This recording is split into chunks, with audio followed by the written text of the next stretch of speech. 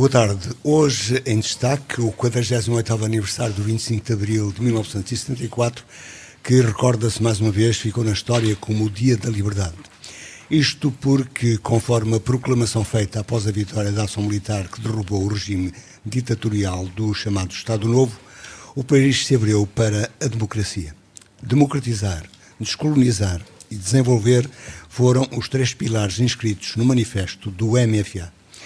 Nestes 48 anos, o país consolidou o processo democrático e alcançou um nível de desenvolvimento na saúde, no ensino e nas liberdades e direitos sociais que, apesar das dificuldades do percurso histórico e também números respeitantes a alguns dos chamados indicadores estatísticos, está muito distante para melhor da situação anterior a 25 de abril de 1974. Neste contexto de pandemia, uma das conquistas de abril, o Serviço Nacional de Saúde, o Serviço Público de Saúde, tem sido o pilar central da resposta à emergência sanitária. É sempre bom lembrar que hoje Portugal e os portugueses têm o reconhecimento mundial, ilustrado, por exemplo, pela escolha de um cidadão português para secretário-geral da Organização das Nações Unidas, a ONU, e é no contexto da União Europeia e, no mundo, uma democracia reconhecida. Mas persistem ainda algumas questões, como sejam as reivindicações das organizações de trabalhadores para a reversão de alterações na legislação laboral, que no período chamado de ajustamento alterou o equilíbrio das relações entre empregadores e empregados em desfavor da força de trabalho. Com o país em recuperação, surgiu a emergência sanitária atual, que alterou a economia e com cenários negativos no país. Ao segundo ano, Portugal reiniciou a recuperação económica e, recordamos, nestes 48 anos, concelhos como Vieira do Minho inverteram o quadro do emprego, ajustando à atualidade, isto é, comércio e serviços, são hoje os setores que mais empregam. Mas o crescimento económico e desenvolvimento territorial tem sido desigual, como demonstrou o censo em 2021, que evidenciou um país inclinado para o litoral, mais povoado e o interior em processo de déficit demográfico. E embora atualmente Portugal seja um país de acolhimento para migrantes, assiste-se ainda à saída não só do mundo rural, mas de trabalhadores qualificados, com a diminuição dos direitos laborais, também na Europa da União, que nasceu solidária e promotora do Estado Social. Discute-se hoje o papel do Estado como regulador e distribuidor da riqueza e aponta-se como retrocesso histórico as dificuldades no SNS, educação e serviço social, assim como a mediatização e conhecimento de casos de alegada corrupção em figuras da vida pública. É neste contexto que uma sondagem publicada em 2021, no 40º aniversário, assinala que, embora maioritariamente satisfeitos com o regime democrático, 57% dos cidadãos inquiridos, apontam o que consideram ser defeitos da democracia e, em pequena percentagem, manifestam descontentamento. Neste 48º aniversário, iniciou algumas ações previstas até 2024 para assinalar os 50 anos do 25 de Abril. 25 de Abril é comemorado com mais ou menos circunstância e participação cívica. Este ano repete-se ainda com restrições mais aliviadas, mas sempre assinalando o Dia da Liberdade e Democracia, que em março ultrapassou o tempo da ditadura. Analisar o significado e a importância desta data na história recente do país, o 25 de Abril, no binómio expectativas-realidades, é o propósito de falar daqui de hoje, um hábito já neste espaço da Rádio Alto Ave. Para isso convidamos e temos em estúdio os professores Armando Ferreira, de História, Carlos Alberto Gonçalves, de Humanidades e José Marcos Fernandes, de Filosofia. Boa tarde a todos, obrigado por terem vindo. Armando, a democracia foi um dos primeiros, foi o primeiro dos pilares alinhados pelo movimento das Forças Armadas. 48 anos depois, como observa a democracia? Antes de mais, boa tarde a todos os que nos estão a ouvir, que estão a ouvir a Rádio Alto Ave. Também cumprimentar de forma muito particular os meus colegas de painel e, como não podia deixar de ser, o moderador José Luís. Já tem sido um hábito, há uns anos esta parte, nós estarmos aqui neste dia que nos enche de orgulho. É um dever cívico e, ao mesmo tempo, é um prazer. Estamos a comemorar, vamos falar um pouco e comemorar o 48º aniversário do 25 de Abril, aquele dia inteiro e limpo, como disse Sofia de Melo Breiner, que enche de orgulho todos os amantes dos valores e dos princípios da democracia. 48 anos, estamos a 2 anos de comemorar meio século da democracia em Portugal. E o que dizer? Dizer numa primeira análise de que a democracia em Portugal, apesar de 48 anos não ser muito, mostra já uma considerável maturidade política do povo português. Mas algum desencanto. E isso nota-se nos atos eleitorais. Sim, também desencanto. É impossível não haver desencanto, porque não haver desencanto numa democracia era entrarmos um pouco no mundo das utopias. Daí tem que haver desencanto. Eu quero recordar, inclusivamente, para parabenizar este acontecimento, aquilo que aconteceu nos anos 30. Como sabem, nos anos 30, poucos anos após o final da Primeira Guerra Mundial, a Europa e o mundo passaram por uma situação de crise. Uma crise económica, uma crise demográfica, uma crise financeira. Neste caso, é frequente aparecerem sempre os arautos das soluções fáceis, os vendedores de promessa. E foi precisamente nessa conjuntura de crise que apareceram os movimentos de extrema-direita, o nazismo, o fascismo, que puseram em causa os valores democráticos. Particularmente na Alemanha. Na Alemanha, na Itália, em Portugal e em Espanha. E nessa conjuntura de crise, a que é que nós assistimos? Nós assistimos a que aqueles países que tinham uma democracia mais débil deixaram-se iludir pelas promessas fáceis de Hitler, de Mussolini, e esses países mergulharam num regime de intolerância, em regimes totalitários. Apelando ao nacionalismo. De direito, ao nacionalismo e a tudo aquilo que negava a intolerância, a democracia, a liberdade, a tolerância, a paz e até o amor. Curiosamente, nós tivemos, em contrapartida, uma França, uma Inglaterra, uns Estados Unidos, que passaram igualmente por estas dificuldades económicas e financeiras, mas souberam o quê? Souberam ultrapassar a crise mantendo os regimes democráticos. Isso revela o quê? Isso revela e mostra de que os países que tinham uma democracia mais consolidada, mais consubstanciada, não se deixaram influenciar pelas promessas fáceis. Portugal acabou de dar esse mesmo exemplo. Acabamos muito recentemente de dar um exemplo idêntico. Foi quando, nas últimas eleições, inclusivamente, quando Portugal e quando os portugueses sentiram que os valores democráticos podiam estar em causa e podiam ser colocados em causa pelo avanço de regimes que em nada se identificam com a democracia, nós vimos a maturidade do povo português a dizer não. E esse não foi uma maioria absoluta, uma maioria absoluta ao Partido Socialista, que mais que uma maioria absoluta ao Partido Socialista foi uma maturidade política de dizer sim à democracia, sim à liberdade, não ao avanço dos regimes totalitários. E ao longo também destes 48 anos, há uma coisa que deve orgulhar todos os portugueses e todos os amantes da democracia. É que nós temos assistido ao longo destes 48 anos a votações na casa dos 75%, 80% em partidos da social-democracia, caso do Partido Socialista, e em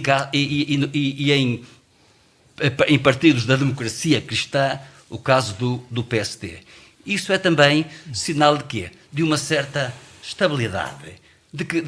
Mas também de algum desencanto, que o CDS também, que está nesse campo, perde representação. O PC, que foi um dos partidos da resistência, perde representação. O Bloco de Esquerda perde representação. Precisamente. E emerge. Não, mas perderam mais este ano, não é?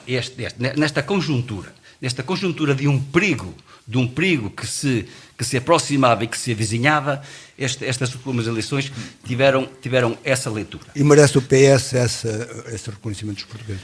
Ou foi como discutimos aqui, o PSD que não teve liderança e discurso capaz de se impor? O PSD, como toda a gente sabe, estava numa conjuntura difícil, estava num período de grande instabilidade, inclusivamente numa contestação de liderança. E depois, também na minha análise política, nunca foi muito claro, nunca foi claro o discurso do líder do PSD em relação ao Chega, ao partido, quer queiramos, quer não. Com um discurso mais extremista. Movimento mais extremista, mais xenófobo, mais racista. Mais intolerante. Tudo a chamada extrema-direita perniciosa. Mas quando eu referi nos 70%, 85%, estou-me a referir ao longo destes 48 anos. Outro aspecto. Sim, o país que temos hoje deve-se muito a acordos entre o PS e o PSD, em termos de regime. São os partidos do arco do poder. Toda a gente sabe que são os partidos do arco do poder. Mas também... Ou foram durante muito tempo. Vão e continuam a ser. Claro, continua a ser, mas foram dominantes. O PSD teve, nestas últimas eleições, um decréscimo da sua votação. Há um conjunto de fatores que explicam isso, e eu acabei de os referir, mas não deixa de ser um partido do arco de poder, e ainda agora vai a curto prazo arrumar a casa, e vai arrumar a casa, penso eu, e se um dos candidatos que se perfila tiver êxito, nomeadamente Moreira da Silva, eu estou convencido que vai ser uma mais-valia para a política, vai ser uma mais-valia para o próprio PSD, porque ele, no seu discurso de apresentação de candidatura, ele disse de forma clara: o meu partido não foi um partido de movimento, não foi um partido de causas. Mas fala como candidato. Não foi um partido que ouviu os militantes, não foi um partido que deu voz aos militantes. Mas fala como candidato. Fala como candidato, ele apresentou um programa, um plano de ação. Também Montenegro tem. E por aquele plano de ação, eu conheço os dois, e por aquele plano de ação que eu ouvi de Moreira da Silva, é, muito sinceramente, um plano de ação positivo para o partido e, quiçá, positivo para o país, assim queira o eleitorado, e pela assim queiram as atenção, pessoas. E pela atenção que dá a essas coisas, porque também é a história, o CDS resolveu o seu problema de liderança e irá recuperar em próximas eleições? Certamente que vai recuperar, porque é impossível o CDS baixar mais do que aquilo que baixou, porque o CDS bateu completamente no fundo. Logicamente que tem que recuperar. Mas o CDS será sempre um partido de muleta. Um partido de muleta, e não um partido do arco do poder. E depois também toda esta conjuntura que deu credibilidade nacional e internacional ao nosso país, também sejamos honestos e saibamos reconhecer a mais-valia que foi para a sustentabilidade desta democracia a adesão de Portugal à União Europeia, não é? Tudo isso, Com há aqui toda uma conjuntura com as vantagens e os prejuízos que isso tem. Eu sou um europeísta convicto, Mas sem deixar de o ser. sou um europeísta convicto e, em termos do deve e do haver, nestes dois pratos da balança, o aspecto foi francamente mais positiva e continua a ser mais positiva do que o contrário. E tanto é, vejo inclusivamente um país como Portugal, um país do extremo a ocidente da Europa, um país com 10 milhões e pouco de habitantes. A credibilidade internacional que nós temos, ao ponto de termos tido um ministro das Finanças como o ministro do Euro, secretário-geral da ONU, neste momento um secretário-geral da ONU. Tivemos com Durão Barroso uma alta figura da Comunidade Económica Europeia. Isto num país que, seja Luís e colegas, há 48 anos vivia num regime de obscurantismo. E orgulhosamente só. Fechado e temente a tudo aquilo que viesse do exterior. Nomeadamente do exterior democrático. Só uma referência, e o afastamento da juventude da política que nós vamos observando isto, e estes estudos também observam. O afastamento da juventude é um erro. É que os jovens são o futuro da democracia. Não, são mais os jovens. Antigamente dizia-se que os jovens que eram o futuro. Hoje os jovens já não são o futuro. Os jovens são o presente. E, nesse aspecto, era bom que os partidos olhassem para este problema. Não há dúvida nenhuma de que não há democracia sem partidos. O pluripartidarismo é importante numa democracia, mas também é importante que os partidos se atualizem, se regenerem e que saibam ler. E o que é que está a acontecer? Está a acontecer que a juventude, precisamente, não se está a rever nestes partidos tradicionais que não se regeneram. E estes partidos deveriam abrir os olhos, entre aspas, e ver o quanto positivo seria para a democracia e para os partidos a presença da juventude, a sua irreverência, a sua jovialidade, mas também a criatividade, a sua, como é que eu ia dizer, as suas ideias que nós hoje usamos muito fora da caixa, para acabar com este conservadorismo, com este tradicionalismo, isto é, para dar voz aos jovens e já agora, para dar mais voz aos jovens e para dar mais voz também às mulheres. Muito bem. Nortes Fernandes, democracia. Democratizar é o primeiro dos pilares. Em que estado vê a democracia? Parte já está dito. Sim. Ora, muito boa tarde a todos. Eu reitero as saudações iniciais do Armando Ferreira, ao moderador desta mesa e aos seus participantes e a todos os vieirenses. Antes, porém, de me referir a esse pilar do ideal do 25 de Abril, da democratização, permitam-me que faça esta referência. Portanto, hoje celebramos o 25 de Abril, celebramos o 48º desse acontecimento refundador da nossa história, e eu acho que em primeiro lugar, digamos, relevar a importância destas celebrações. Claro que nós estamos aqui, os quatro, os três mais o moderador, e, enfim, fomos estimulados para fazer uma reflexão sobre esta data histórica. Mas eu questiono-me sobre o sentimento que terão neste dia os vieirenses, não é? Nomeadamente, a maioria dos vieirenses, o sentimento que terão relativamente a esta data. E a questão é esta, é que com o passar do tempo vai havendo uma espécie de, ou há o perigo de haver uma espécie de erosão, não é verdade? De erosão, ou seja, de esquecimento do que foi esse acontecimento. não é? Há um historiador, e nós temos aqui o Dr. Armando Ferreira, que é o historiador, mas tivemos um historiador aqui muito antigo em Braga, um tal Paulo Orósio, que falava de uma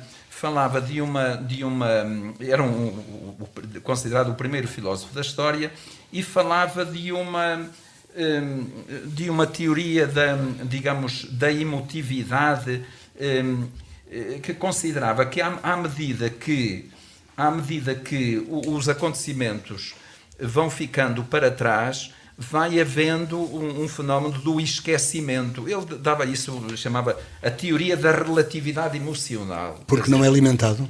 Ora bem, aí é que está o problema. Portanto, aí vem a importância de alimentar, porque esta teoria da relatividade emocional significa que, com o tempo, vai-se perdendo esse afeto, essa ligação a esses ideais. E por isso é que esta celebração tem todo o sentido e deve ser estimulada.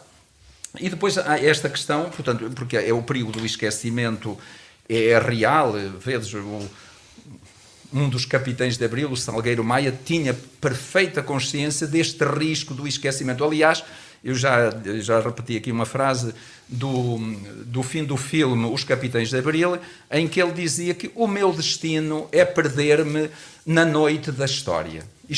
Mas para já é lembrado, incluindo exatamente, este ano com o filme. É isso que eu concluí dessa teoria da relatividade emocional, isto é, com o tempo há uma erosão desse ideal, não é? Desse entusiasmo, e também dos acontecimentos, tanto, é verdade, quer dizer, tanto perante o mal como perante o bem. Quer dizer, os acontecimentos luminosos também vão sendo esquecidos. E hoje, com a pós-verdade, acontecem coisas como algumas vozes tentam relativizar o que foi o nazismo. Pois, aí é que está o problema. E esta teoria... Os negacionistas, não é? Os tais negacionistas. Portanto, esta coisa da relatividade emocional tem sentido, como disse, tanto perante os acontecimentos luminosos da história, como foi certamente o nosso 25 de Abril, a nossa Revolução dos Escravos, como os acontecimentos tenebrosos. E é bom lembrar que ela inspirou outros processos, como aqui ao lado em Espanha. Por exemplo, mas também na Grécia. Mas relativamente ao esquecimento dos acontecimentos tenebrosos, temos aqui este facto, esta realidade de estarmos a celebrar o 48º do 25 de Abril num contexto, numa circunstância que nós estávamos muito longe de imaginar. E isto é muito importante, porque estamos a celebrar o 48º aniversário do 25 de Abril num contexto de guerra na Europa, que nenhum de nós, talvez... E ainda com a pandemia em ação. Ora bem, exatamente, esta foi a circunstância dos anos anteriores, e do ano passado... E que ainda não terminou. E mesmo a nível interno, na Assembleia da República, com uma matriz desafiadora, não é? Sim, exatamente, temos uma composição. Matriz desafiadora. Sim, temos esse aspecto que o Dr. Armando Ferreira já focou muito bem, este processo, sobretudo de um pilar que foi a democratização. Portanto, José Luís recordou e bem os 3 ideais de Abril, portanto, a descolonização, a democratização e o desenvolvimento. O Dr. Armando Ferreira desenvolveu sobretudo esta questão, este processo, estas transformações da democratização, mas o facto desta circunstância de estarmos a celebrar o 25 de Abril num contexto de guerra deve-nos fazer pensar o seguinte, é que nada está garantido. A liberdade não está garantida. A liberdade não é um dado. A liberdade é uma conquista. Portanto, estes ideais não são presentes assim, digamos, gratuitos. Quer dizer, e por isso é que tem importância recordar sempre, enfim, esse ideal que foi a liberdade. Eu já disse isso várias vezes, que no dia 26 de Abril, na Alameda da Universidade em Lisboa, uma televisão italiana perguntou-me, eu ia a caminho da porta da Faculdade de Letras, e perguntou-me o que tinha sido para mim o dia anterior, o dia 25 de Abril. Eu espontaneamente respondi, Olha, para mim foi o dia da liberdade. Era a palavra que corria, não é? E depois, enfim, lá o repórter da televisão perguntou: olha, e o que é para si a liberdade? E eu disse: olha, eu verdadeiramente, se me perguntar o que não é, eu sei. Mas se me perguntar o que é, eu não sei responder. Porque o que eu vi era a tal repressão, eram os tais gorilas dentro das faculdades, quer dizer, expulsar alunos. Era a censura, era a prisão pela Portanto, diferença de opinião. Ora bem, e portanto, esta questão da liberdade e da democracia não podem ser, digamos, esquecidas. E é por isso que estas celebrações têm todo o sentido. E o estado em que está hoje? Ora bem, o estado em que está hoje. O problema é o seguinte, é que a liberdade como a democracia não estão garantidas, não é? Não estão garantidas. E se me permite... Estão garantidas pelas leis e pela justiça. E pela prática. Mas é sobretudo a prática. Exatamente. Mas se me permitem, ontem, portanto, enfim, foram proferidos 2 discursos, digamos, históricos no nosso Parlamento, não é? Nesta quinta-feira que passou. Na quinta-feira, exatamente. Foi ontem? Foi ontem. Foi na quinta-feira. Exatamente. Foi ontem. Sim, quinta-feira, exatamente. Muito bem. Na quinta-feira da semana passada, não é? Foram proferidos no nosso Parlamento 2 discursos que eu ainda não tive tempo para analisar, mas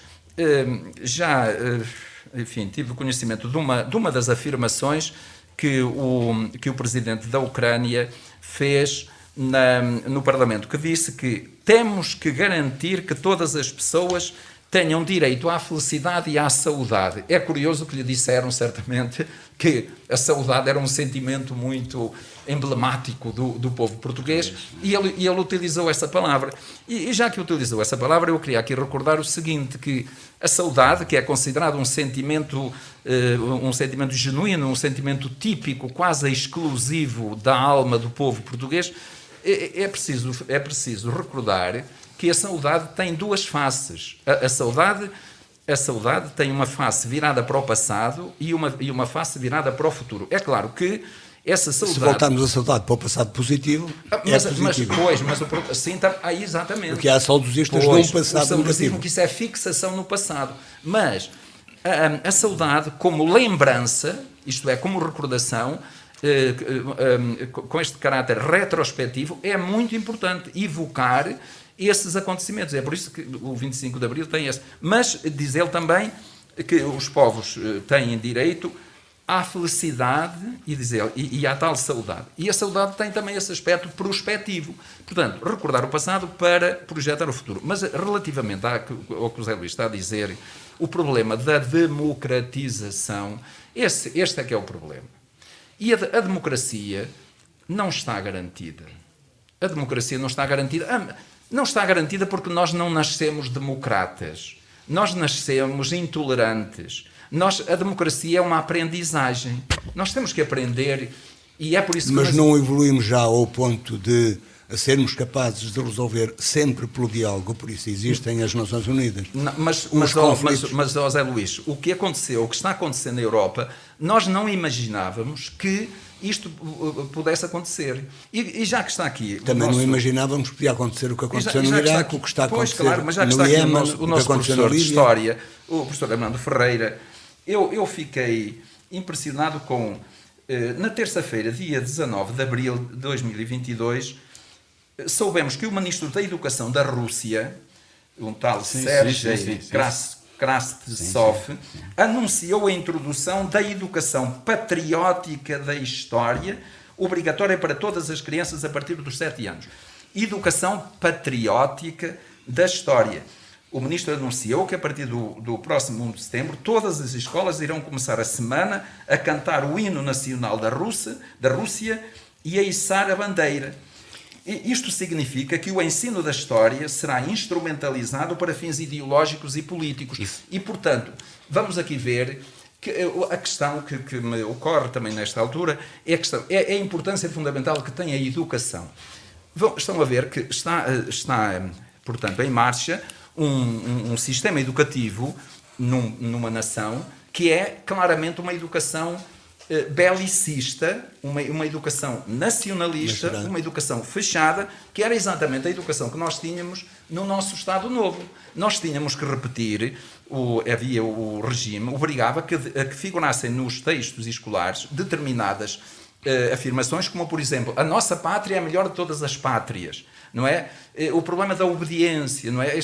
E tudo isto é uma instrumentalização. Mas como há sempre alguém que resiste, dizia o poeta, a nossa pátria é a língua portuguesa. Pois é, mas Luís, aqui o meu ponto é nisto. A importância fundamental que tem a educação também na democracia e no futuro. Desde a escola se podem preparar ditaduras ou democracias. Tanto se podem preparar a paz como preparar a guerra.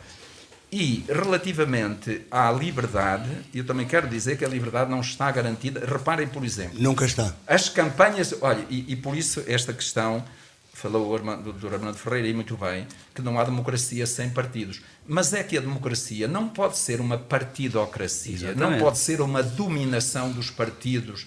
E, portanto, enfim, esse pilar da democracia tem também que ser cuidado e preservado, porque não está garantido. Eu só queria dar aqui aqui um pequeno pormenor, um pormenor histórico.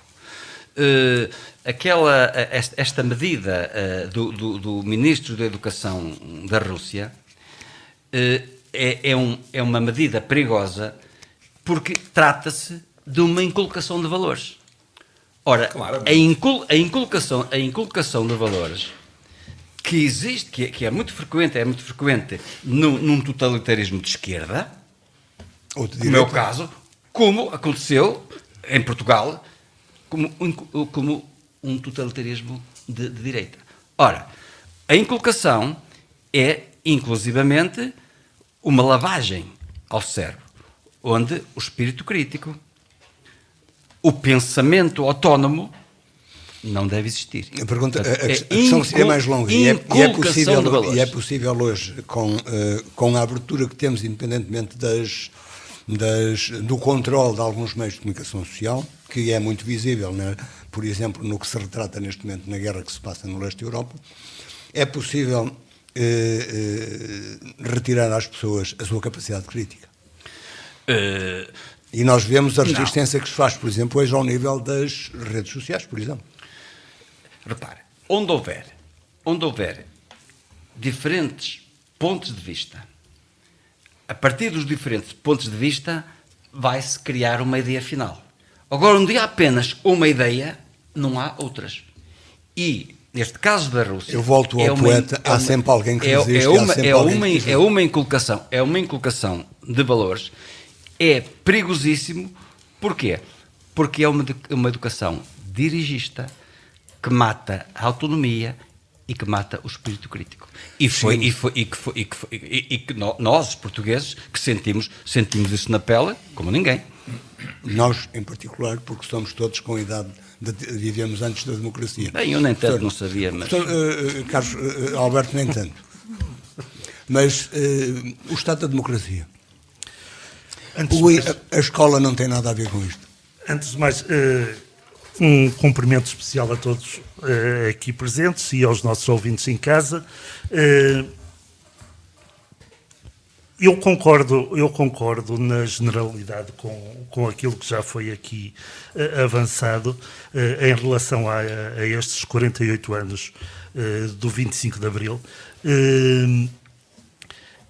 Mas sabemos que a democracia está sempre em constante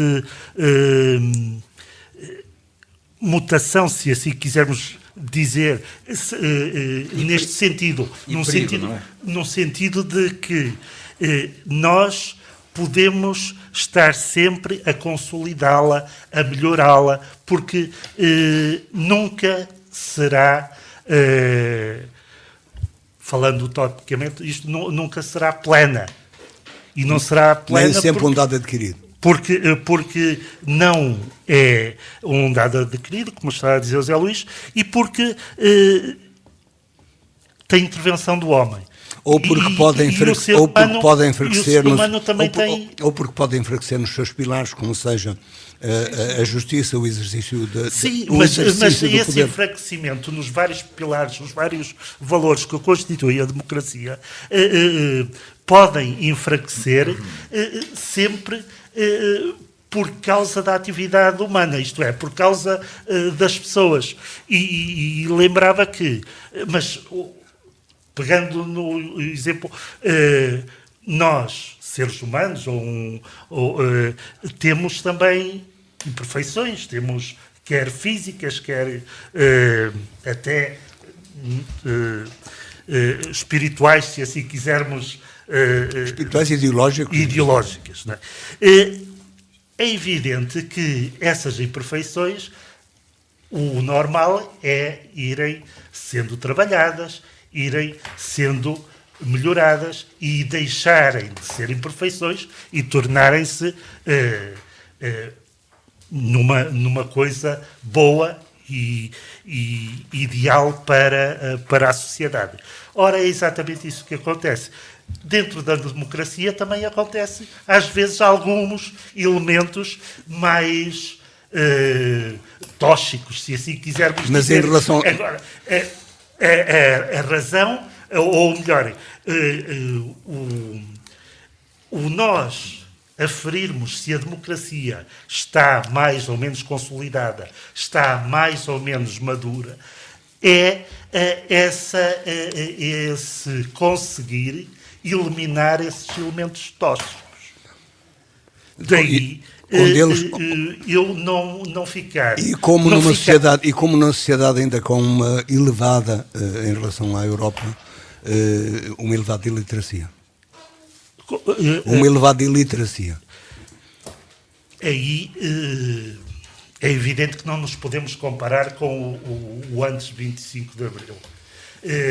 O nível de literacia e iliteracia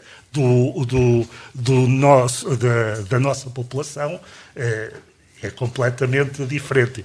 E nota-se que a atividade crítica, o espírito crítico, é permanente e passa pelos nossos jovens, passa pelos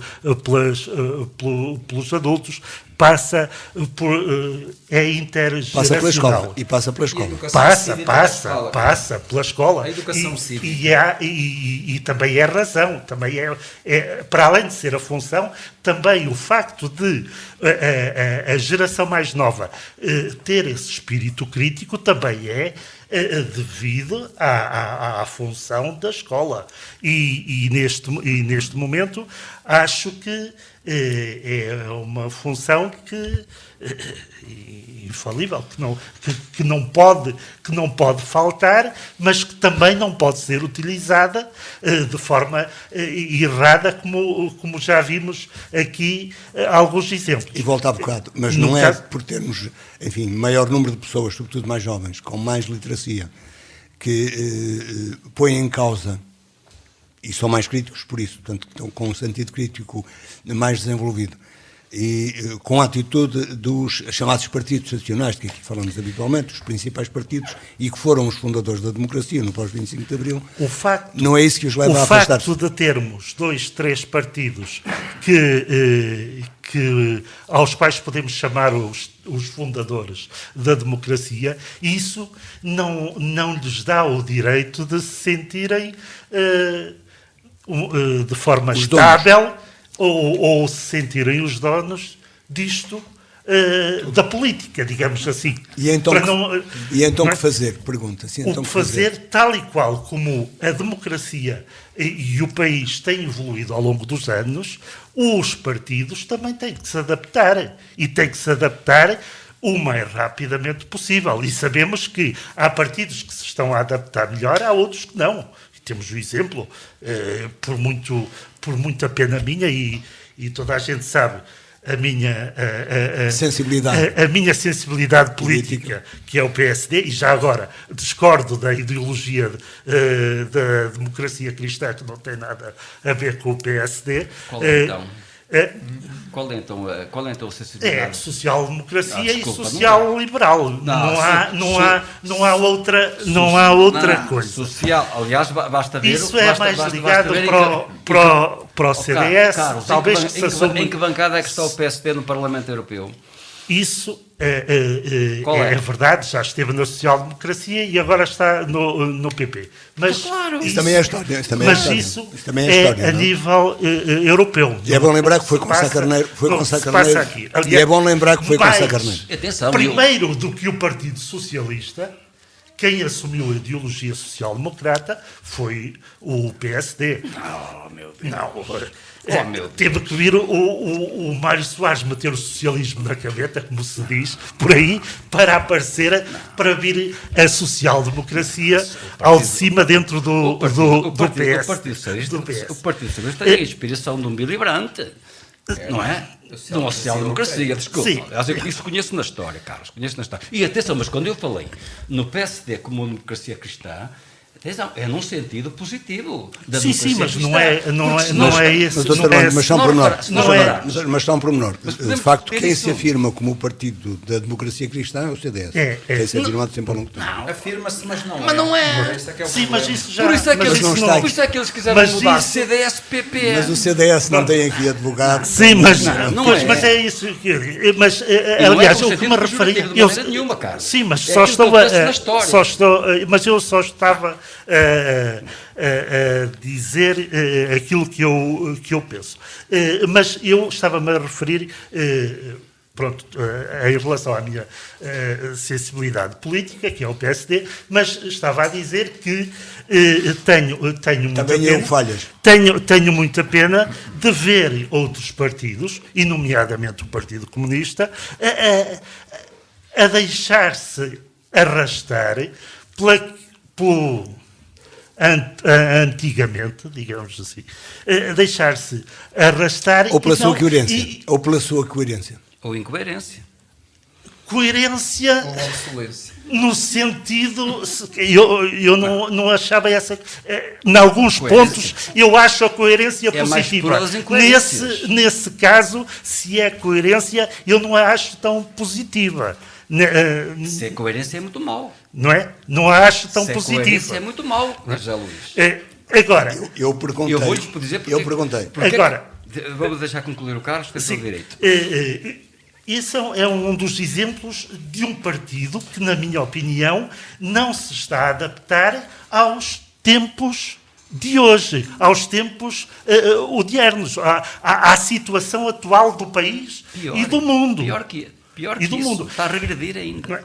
Agora, tal e qual, como eu digo, que o Partido Comunista, que é um exemplo paradigmático dessa não evolução, também os outros partidos, PS, PSD, que são a par com o Partido Comunista Português, os mais velhos, e o CDS também, Mais velho é o PC. sim, mas dentro destes quatro que se dizem fundadores da democracia, não vale só o serem fundadores. Há a necessidade de se continuarem a atualizar e mais, de irem buscar, já que estamos aqui a dizer que esta geração, e não haja dúvidas, estas novas gerações são as gerações mais cultas, com mais competências. E mais presas ao smartphone. E à informática. Não percebi. E mais presas ao smartphone e à informática. Sim, mas isso, na altura, há 50 anos haveria outras tecnologias também que seriam também muito cativantes para as crianças da altura e para os jovens da altura. Mas eu não ponho isso como um aspecto negativo, porque tudo pode ser... ter coisas negativas e pode ter coisas... É uma questão de filtros. Mas, é uma questão de saber usar os filtros, não é? E as redes sociais para além de tudo aquilo que lhe possamos apontar negativamente, certamente que encontramos muitas mais coisas positivas do que negativas. Se calhar mais. E daí, Se calhar mais. mais, sim. E daí eu dizer que temos todo este potencial, temos esta geração como nunca tivemos e, portanto, será um erro os partidos também não conseguirem cativar esta geração e continuarmos a ver, de certa forma, por exemplo, na Assembleia da República, ainda não quer dizer que os mais velhos, e eu já começo a ficar também nesse lado, que não tenham futuro, ou não tenham... Mais velho que as tuas filhas. Mas o que acontece é que também temos que dar essa oportunidade aos jovens e Está a ser dada nos partidos. Eu acho que pode dar mais. Acho que pode dar mais. Quando o aparelho não trabalhar, não tiver tantos interesses dentro do partido e começarem a olhar também para o lado de fora e para quem está fora, os ditos independentes, e que podem trazer para a política e para os partidos também mais valias, eu acho que será o ideal. Só o que entender dizer brevemente, depois vamos ao desenvolvimento. A expectativa que tínhamos à partida e a realidade que temos atualmente. Isto é preciso fazer aqui um ponto de ordem, que é o seguinte. É ótimo falarmos em crise da democracia. É ótimo. Ainda podemos falar nela. É ótimo falarmos em crise da democracia. Porque temos que estar preparados para que a democracia tenha que ser diariamente alimentada. E como tudo na vida, há fases de expansão, há um ponto de crise e há uma de recessão. Isso é a democracia. É fases menos boas e fases boas. Agora, é uma crise, por exemplo, que se passou recentemente em França, em passar à segunda volta um candidato mais à extrema. Depois voltamos à França. Agora, o que é importante é, na democracia, nós termos a força e a vontade de, perante uma fase de crise e de recessão, nós empurrarmos de novo para uma fase melhor. Mas é preciso ter convicções na democracia. No regime político, mas é preciso ter convicções da democracia. Mais que isso, é preciso um exercício de cidadania, é preciso uma capacidade de intervenção, é preciso um voluntariado, é preciso um espírito democrático. Porque nós temos que ter consciência de que se o infestante atacar a colheita, a sementeira, a culpa não é do infestante. Porque o infestante está ali para atacar a sementeira. A culpa é do desleixo do agricultor, que não esteve atento. Nós, os democratas... Ou não tem meios. Nós, os democratas... Temos que criar esses meios. Nós, os democratas, quem é democrata... também tem que pensar, como disse o meu amigo José Marques muito bem, que a democracia não é um facto... E um dado adquirido. E nem... Imutável e eterno. Cabe-nos a nós, e é responsabilidade de todos nós... Nem por estar na Constituição. No nosso dia-a-dia, estarmos atentos para que os infestantes, para que esses tais infestantes não ataquem a democracia. Tínhamos resistência como a que temos agora ao Covid, a maior parte da população. Claro. E assim como aquela entrevista que foi feita ao meu colega José Marques. Sabe o que é a liberdade? Ele disse, eu sei o que é a não liberdade. Os nossos jovens é assim. Sabes o que é a não liberdade? Não, eu sei o que é a liberdade. É importante nós também ensinarmos aos nossos jovens o que é que foi a não liberdade. E exemplificar. este papel... E exemplificar. E o exemplo do, exatamente. E o exemplo do poder no exercício do exemplo poder que eu digo tem aos meus sido alunos, exemplar. como eu digo aos meus alunos, olha, meus amigos, minhas jovens, meus jovens, hoje, na aula de hoje, olha, aqui há uns anos, antes do 25 de Abril, os vossos colegas, olha, a maior parte nem estava aqui. Nem estava aqui porque não tinha direito ao ensino.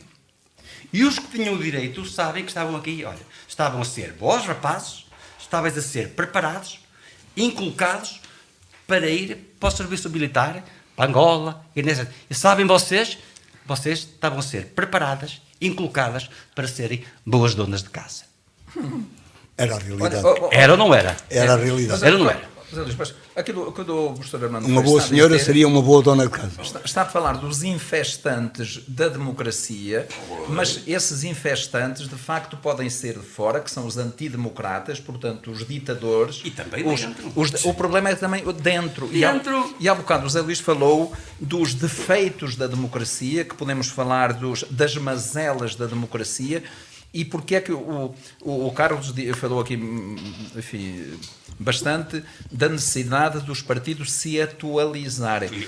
Foi a minha introdução logo, se regenerarem. Pois aí é que está. Eu preferia a palavra regenerar. Eu usei o termo regenerar. Repara, Marcos, repara só, para o meu... Os jovens hoje, porque desacreditam, porque não acreditam nos partidos políticos, eles pegam no telemóvel e através de um SMS eles põem 20 ou 30 mil jovens numa manifestação como a Praça de Cibeles e etc. Então porquê é que os partidos não conseguem? Não reconhecem inclusivamente a competência desses jovens e os chamam a si em vez de se afastarem? Nos afastarem como? Primeiro é preciso compreender porque se afastaram. Um exemplo. Vão-se criar listas. Vão-se formar listas. Listas. Quem é que foi ouvido?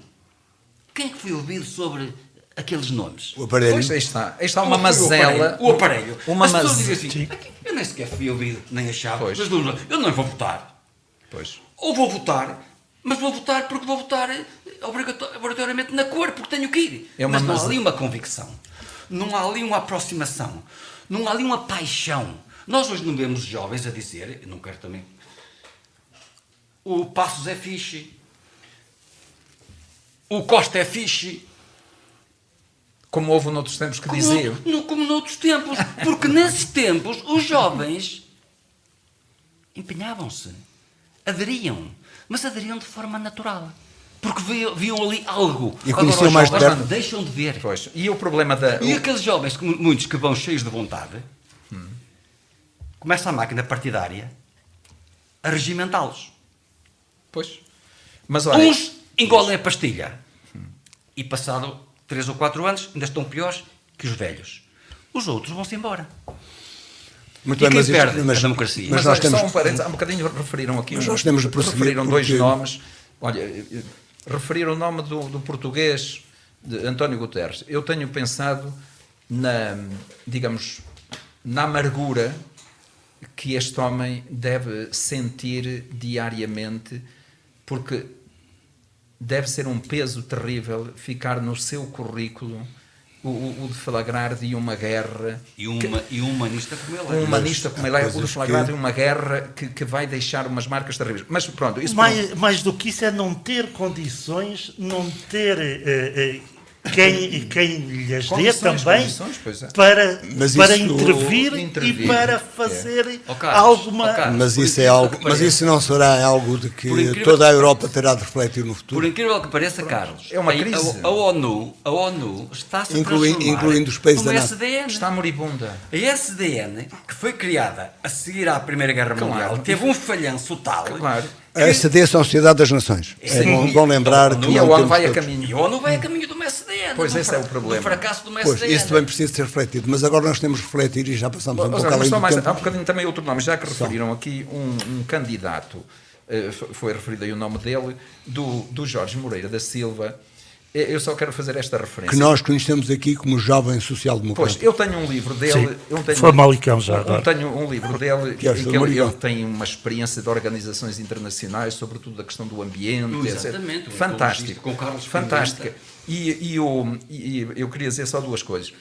Mas reparem, Breves. eu temo que ele, que não seja bem sucedido, oxalá que seja, no partido dele, pelo seguinte, ele tem de facto umas questões, as questões ambientais, etc. Mas eu recordo o que se passou aqui na campanha eleitoral de uma pessoa do nosso município me ter dito que isso da educação e da cultura e da sustentabilidade ambiental, isso não interessava nada. Disseram-me assim na cara claramente: nós queremos é que nos resolva o problema do caminho à porta e de um emprego. O resto não nos importa. Portanto,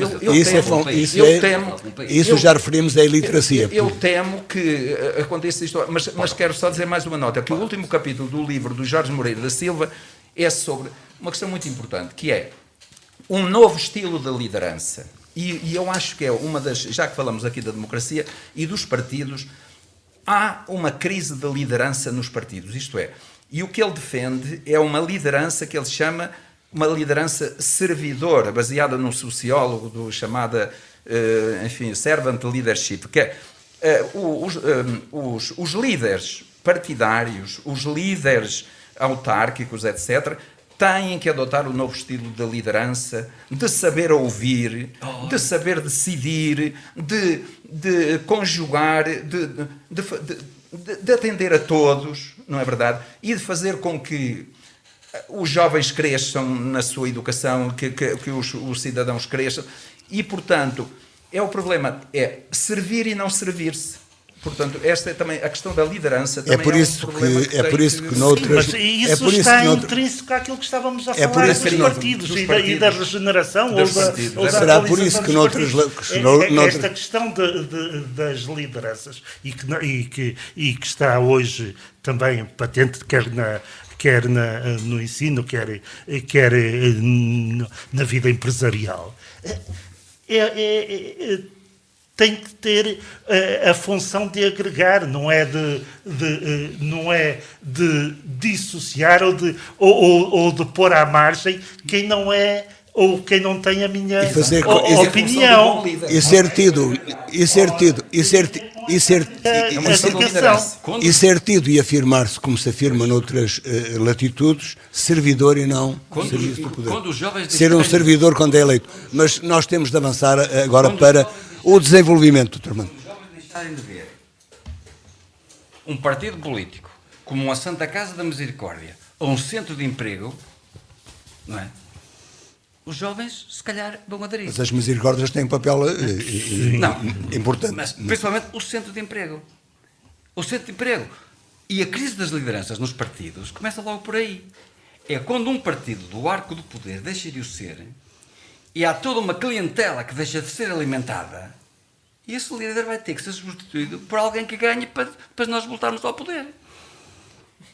Isto é extremamente negativo. E isso é o ciclo vicioso que levou a esta situação, provavelmente. Depois outra coisa. Outra coisa que é a maleta de qualquer sociedade e a maleta de qualquer democracia.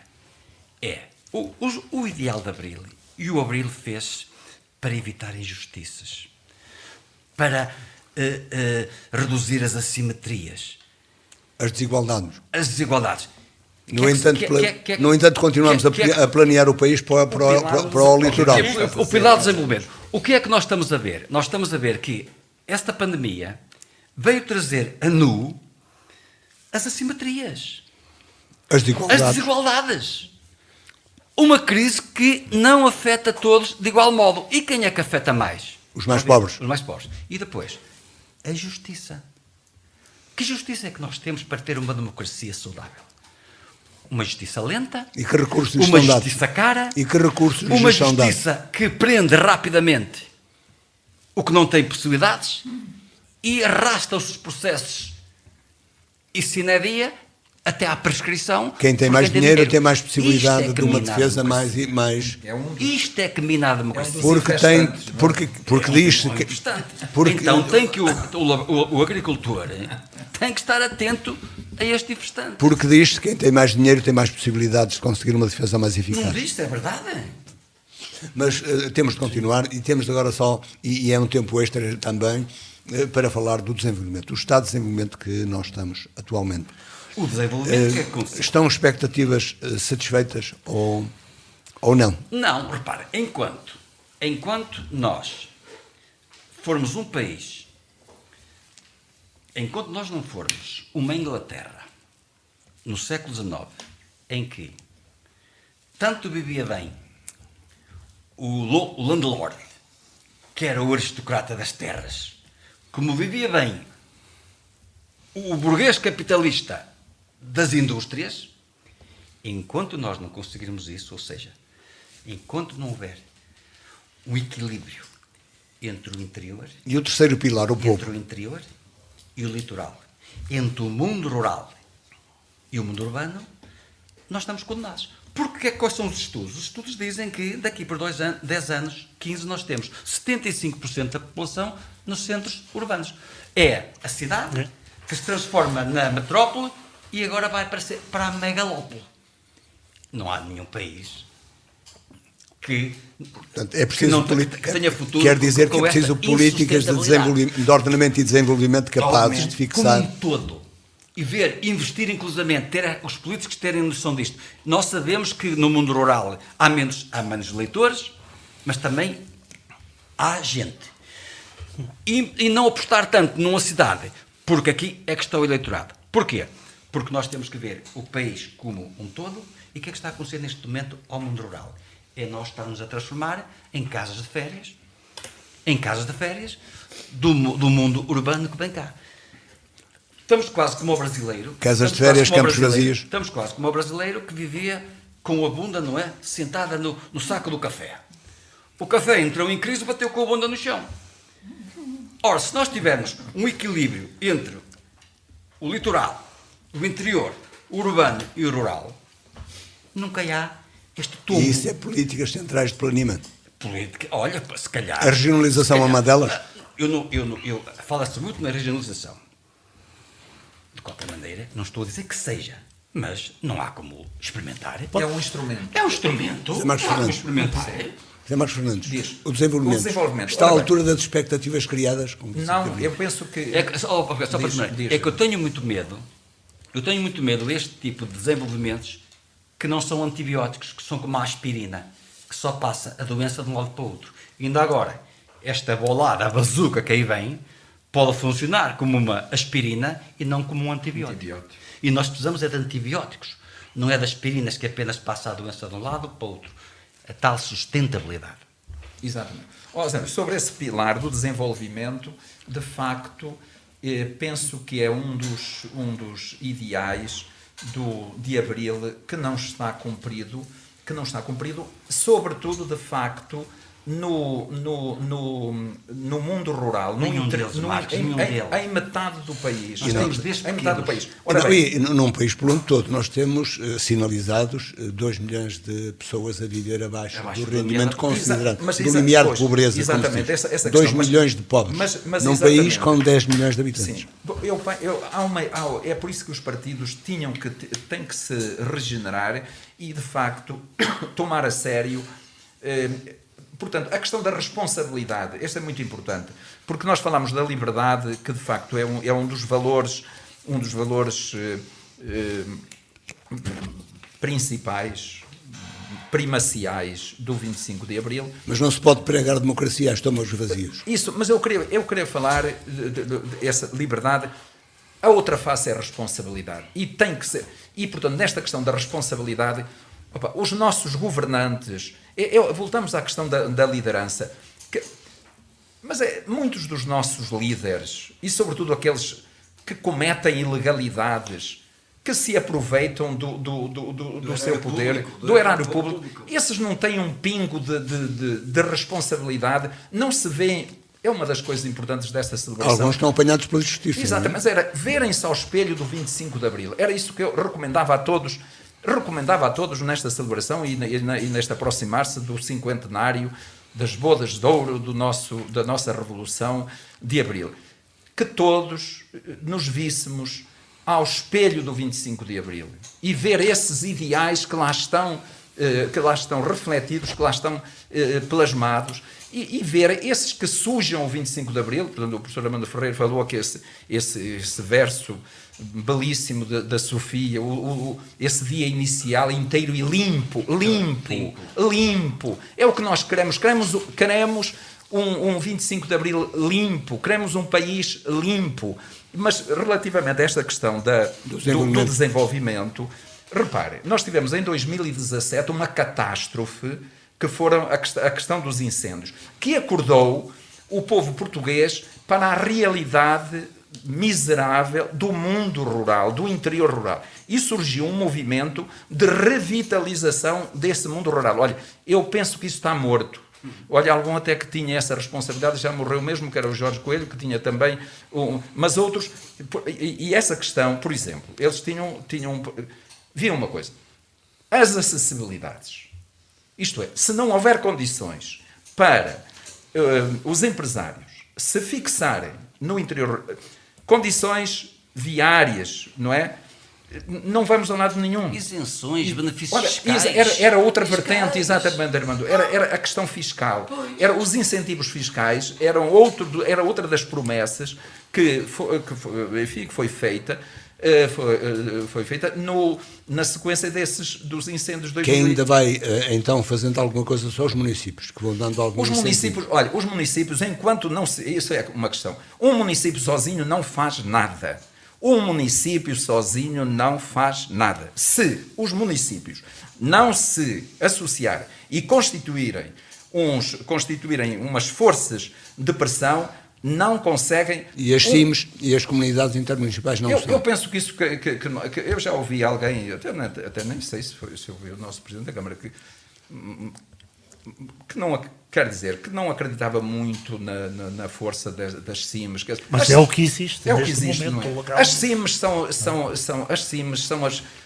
umas funcionar são melhor, os terminais, pior, mas é o que existe. os CIMs são as terminais do desenvolvimento, quer dizer, a taluda era a regionalização. Isso é que era a taluda. Agora, alguns contendem-se com as CIMs que são as... Sabe aquilo? O fim. Portanto, mas essa questão era, de facto, muito importante para revitalizar o interior rural e atrair os investimentos. Tem que ser em conjunto, não pode ser só Vieira do Minho, sem Montalegre não faz nada, sem união com Cabeceiras não faz nada, sem união com Terras de Douro não faz nada, sem união com o Povo de Lanhoso não faz nada. Tem que haver aqui um lobby. E à escala, como se diz. Mas estamos a ver, pegando neste exemplo, é a parte final. É que falamos em Montalegre, cima do Alto Tâmega. Falamos em Terras de Douro, cima do Cábado. Falamos em Vieira, cima do Ave. Portanto, já estamos a ver aqui logo três... Num espaço tão pequeno, três cimos e cada uma com seus interesses. Tantas capelinhas. Com seus interesses e muito divergentes. Mas também dizem os críticos da religionização que seria também um criar de capelinhas. Os críticos dizem. Íamos ver. É assim. Não há nada como experimentar. Acho que assim é que está mal.